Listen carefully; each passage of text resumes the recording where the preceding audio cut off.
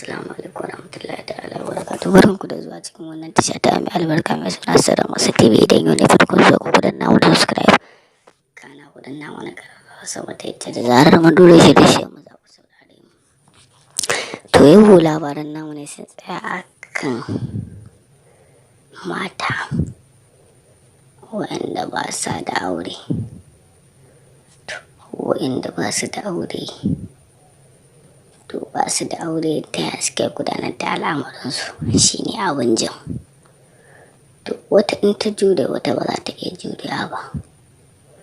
To wata a rashin jure wannan shi zai sa ta je ta nemi 'yar uwarta mace.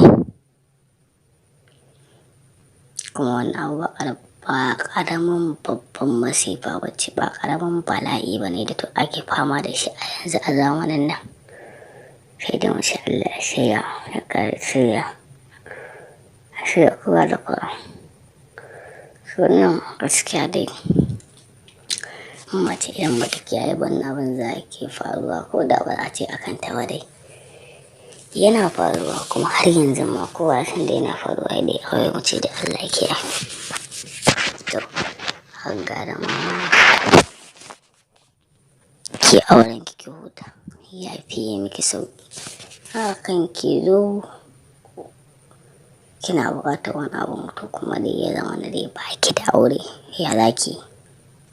To ne shine abin yi. To wannan rashin auren shi zai sa ki je ki nemo 'yar uwarki mace. Abin da za ku aikata kuma alhali ba daidai ba ne ba. Wannan laifi ne wanda ba ƙaramin laifi ba ne ba. To wanda aka tauna ya tafka babban kuskure.